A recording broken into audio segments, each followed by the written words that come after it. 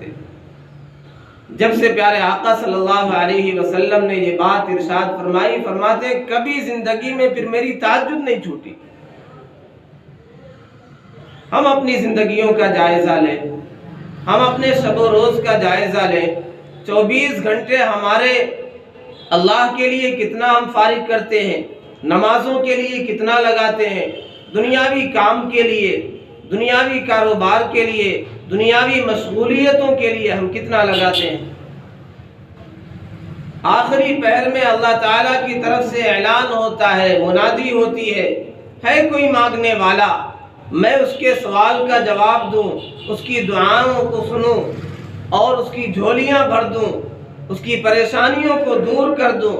ہے کوئی مغفرت کا طالب، اس کی مغفرت کر دی جائے۔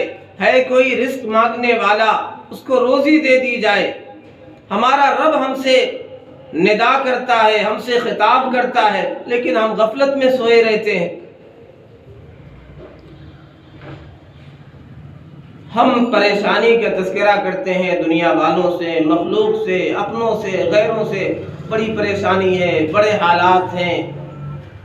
کوئی لڑکوں سے پریشان ہے، کوئی اپنے کاروبار سے پریشان ہے، کوئی بیماری سے پریشان ہے، کوئی اولاد نہ ملنے کی وجہ سے پریشان ہے۔ ہر ایک کا اپنا غم ہے، اپنا دکھڑا ہے، اپنے مصائب ہیں، لیکن ہم تذکرہ نہیں کرتے تو اللہ سے تذکرہ نہیں کرتے۔ ہم کیوں نہیں رات کی تاریکی میں، تنہائی میں اٹھ کر کے، جب ہم ہو، ہمارا رب ہو، ہم مصلی پر کھڑے ہو جائیں، نماز پڑھیں، رب سے مناجات کریں، رب سے مانگیں، ہمارے سارے مسائل حل ہوں گے۔ جسے رات کا اٹھنا آ گیا، جسے یہ فضیلت مل گئی، جسے تہجد میں اٹھنے کی توفیق مل گئی، جسے نماز پڑھنا، رب سے مانگنا آ گیا رات کی تاریکی میں، پھر سارا مسئلہ اس کا حل ہو جائے گا، در در بھٹکنے کی ضرورت نہیں پڑے گی۔ ہمارا مزاج کیا ہے؟ مرد حضرات ہمارے عذر کرتے ہیں کہ مسجد میں کیسے آئیں، پاک نہیں۔ عورتیں بھی یہی عذر کرتی ہیں۔ اس حوالے سے بھی بہت کوتاہی ہوتی ہے اور گھر کی جو برکتیں ختم ہو جاتی ہیں۔ طہارت میں بے احتیاطی کی وجہ سے رحمت کے فرشتے دور ہو جاتے ہیں۔ بچوں کے یعنی عورتوں کی شکایت یہ ہوتی ہے کہ چھوٹے بچے، دودھ پیتے بچے، وہ کپڑا خراب کر دیتے ہیں، پیشاب کر دیتے ہیں۔ حالانکہ کرنے والوں کے لیے کوئی عذر نہیں ہوتا، وہ اپنا الگ کپڑا رکھتے ہیں کہ نماز پڑھنے کے لیے ہر حال میں ہمارے لیے سب سے بڑی چیز ایمان کے بعد، کلمہ پڑھنے کے بعد ایمان ہے۔ ایمان کے بعد نماز ہے۔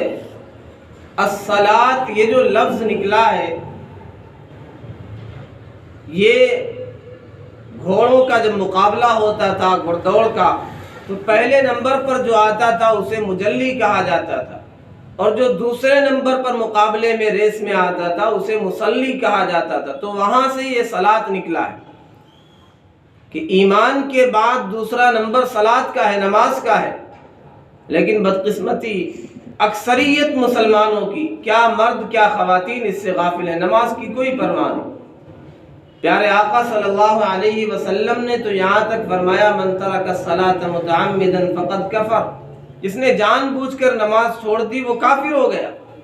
علماء اس کی تعبیر کرتے ہیں کہ نہیں، کافروں والا عمل کیا، لیکن اگر لفظی ترجمہ کیا جائے اس کا تو یہی ہوگا، کافر ہو گیا۔ لیکن بدقسمتی ہماری، ہم سب اس سے غافل ہیں، اس میں کوتاہیاں کرتے ہیں۔ پیارے آقا صلی اللہ علیہ وسلم جسے کہتے ہیں کہ میری آنکھوں کی ٹھنڈک ہے، جعلت قرۃ عینی فی الصلاۃ، میری آنکھوں کی ٹھنڈک نماز میں رکھ دی گئی۔ ہم ذرا غور کر لیں، اپنی زندگی کا جائزہ لے لیں، اپنے اعمال کا جائزہ لے لیں، کیا ہم پیارے آقا صلی اللہ علیہ وسلم کی آنکھوں کو ٹھنڈک پہنچا رہے ہیں؟ ہم سب جانتے ہیں ہمارے اعمال پیارے آقا صلی اللہ علیہ وسلم کے سامنے پیش کیے جاتے ہیں۔ ہر دوشنبہ اور جمعرات کو ہمارے اعمال آپ کے سامنے جاتے ہوں گے۔ نمازیں چھوڑ کر کے، عبادتیں چھوڑ کر کے لہو و لعب میں ہم مشغول ہیں۔ پیارے آقا صلی اللہ علیہ وسلم کو کتنی تکلیف پہنچتی ہوگی۔